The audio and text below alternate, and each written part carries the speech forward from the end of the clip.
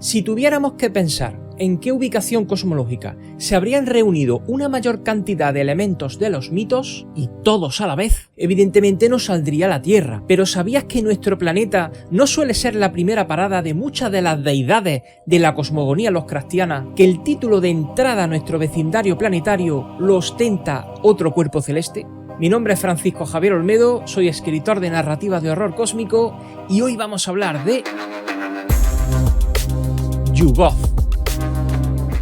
Yuggoth es un planeta situado más allá de Neptuno. Esto normalmente lo identifica con el planeta Plutón, que ya sabemos que gracias a los avances tecnológicos, Plutón ha quedado relegado al nivel de planetoide, puesto que se han descubierto otros planetoides también de características muy parecidas a Plutón, de forma que no quedó otra opción que o bien añadir nuevos planetas al sistema solar o directamente poner el límite en el planeta Neptuno. Y es que Yuggoth abre un debate muy vivo sobre si realmente se trataría del planeta Plutón o hablaríamos de un mundo independiente, porque sí es cierto que se ubica en el final del sistema solar, sin embargo su órbita, por ejemplo, es perpendicular a la del resto de todos los planetas. Es decir, que si todos los planetas orbitan alrededor del Sol en un plano uniforme, Yuggoth lo haría a 90 grados respecto al plano anterior. Además de que Yuggoth actuaría como una especie de microsistema solar dentro de nuestro propio sistema solar, puesto que a su alrededor orbitan otra serie no solamente de satélites, sino también de planetoides, lo que nos hace pensar que Yuggoth podría ser más grande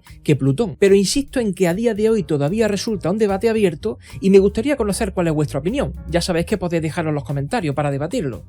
La cuestión es que todos reconocemos a Yuggoth como el baluarte de una de las razas de los mitos más reconocidas y populares. Os hablo de los Migo, a los que también habremos oído llamar los hongos de Yuggoth. Pero lo cierto es que mucho antes que los Migo habitó el planeta una raza mayor a la que se denominó los Yuggothianos, de la cual prácticamente no existen registros históricos y que se extinguieron hace millones de años, muy posiblemente debido a los hábitos alimenticios de una deidad oriunda del lugar y que mantiene atemorizado a todo habitante de Yuggoth, un dios de los mitos que descubriremos en pocos minutos. Pero volviendo a esa raza mayor de Yuggothianos de los que antes hemos hablado, al parecer existen todavía algunos vestigios de su existencia, y esto se recoge en el grimorio del que ya hablamos en otro capítulo anterior, las revelaciones de Glaaki. Y es que existe una ciudad abandonada de pirámides verdes y una especie de pozo profundo en el que reina la oscuridad y al cual se le ha denominado el Pozo de los Shoggoths, aunque este abismo no estaría directamente en la superficie del planeta Yuggoth, sino en una de sus lunas, porque efectivamente, recordaréis que os lo dije al principio, Yuggoth es una especie de pequeño sistema solar. Sobre él orbitarían dos lunas, llamadas Zaman y Nizon. Esta última quizás la más interesante, pues se encuentra cubierta por una capa de tupidas nubes luminiscentes que no dejan pasar la luz del exterior, por lo que se entiende que la superficie del satélite estaría iluminada única y exclusivamente por el resplandor de su propia atmósfera. Y en el caso de planetoides, orbitarían alrededor del planeta Yuggoth el sistema binario formado por Zog y Zok, dos cuerpos estelares que además de orbitar sobre Yuggoth, orbitan sobre ellos mismos. Y es que es particularmente en una caverna del planeta Zog donde se encuentra una sima sumergida en la más profunda oscuridad, a la que en las revelaciones de Glaaki se le ha denominado la región górica.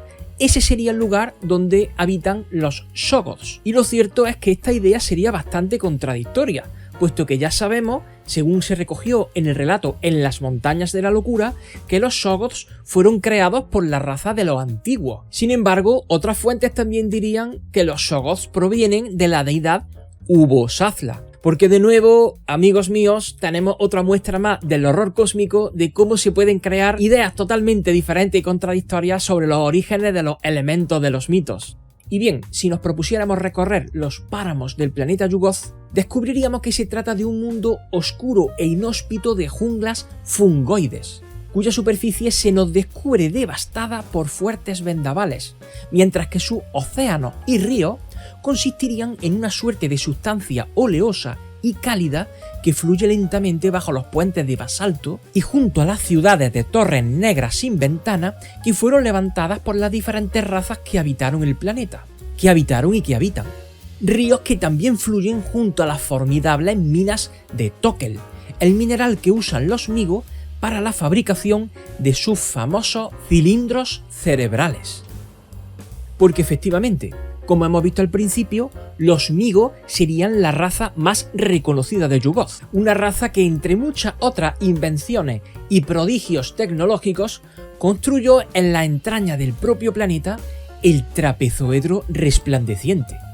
¿Y por qué se considera a Yuggoth como el punto de entrada al sistema solar? Pues porque Yuggoth ha sido habitado por una gran cantidad de deidades de los mitos antes de su llegada posterior a la Tierra. Algunas estuvieron de paso y otras, sin embargo, han llegado a quedarse allí. Como ejemplo de estas paradas temporales o checkpoints desde sus planetas natales, tendríamos a la deidad de Glaaki, a Rantegoth, a Gisguth, a este maldito trabalenguas, a este otro todavía más maldito trabalenguas, a Tzazocua o a Gatanozoa.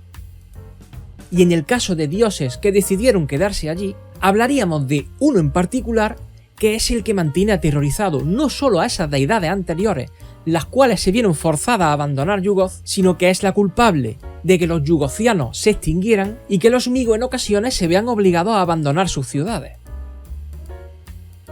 Porque os hablo de Xaxucluth, el dios caníbal.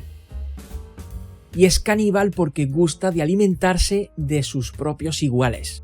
Y bien, ¿en qué relatos podríamos profundizar más sobre los diferentes aspectos de Yuggoth? Pues en primer lugar nos iríamos a Reconocimiento, de Howard Phillips Lovecraft, La mina de Yuggoth, de Ramsey Campbell, El morador de las tinieblas, también de Howard Phillips Lovecraft, El que susurra en la oscuridad, igualmente del gran maestro, Los hongos de Yuggoth, que resulta un recopilatorio de poemas, también de Howard Phillips Lovecraft, Horror en el museo, una colaboración de Lovecraft y Hassel Hell, Reliquia de un mundo olvidado, del mismo modo de Lovecraft y Hassel Hell, Descubrimiento de la zona górica, de Richard A. Lupoff, Documentos en el caso de Elizabeth Ackley, igualmente de Richard A. Lupoff, El árbol genealógico de los dioses, de Clark Ashton Smith, El trono de Akamoth, de H.R. Tierney y Hoffman Price en colaboración, y por último El descenso sobre Yuggoth, de James Wade. En este caso habréis comprobado que he añadido a la lista de autores dos diferentes de los que suelo incluir normalmente. Hablaríamos de Richard A. Lupoff y James Wade. Y en este momento se nos podría venir a la cabeza si forman parte del canon o no forman parte del canon. Lo cierto es que se podría abrir debate al respecto, de hecho más adelante hablaremos en un capítulo sobre la temática del canon. Sin embargo, los he considerado de interés puesto que resultan autores consagrados dentro del aspecto de la fantasía y la ciencia ficción. No son unos escritores cualesquiera. Así que debido a que en su momento conectaron con los mitos hablando de Yuggoth, he creído interesante incluirlos también. ¿Y queréis que os cuente ahora sobre Yuggoth una de esas curiosidades que dejan con la boca abierta? Seguro que sí.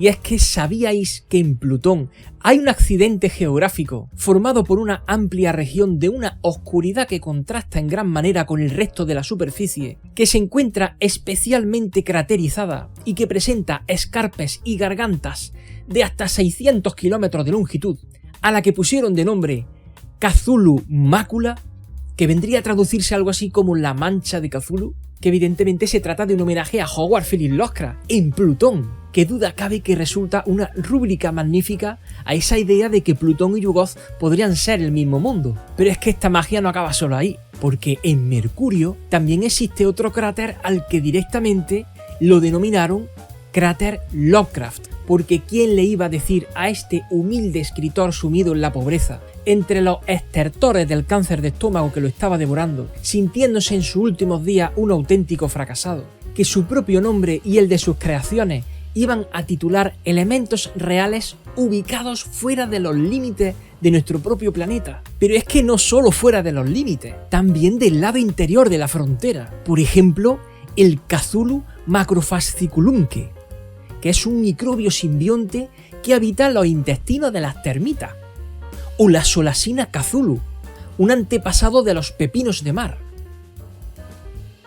¿Qué mejor manera que esta de reconocer póstumamente el trabajo del gran maestro? Y bueno, como siempre no quiero terminar este capítulo sin recomendaros profundizar un poco más, en este caso, en esa raza de la que tanto hemos hablado en este episodio. Os hablo de los Migo, porque sin duda alguna tienen mucha tela que cortar.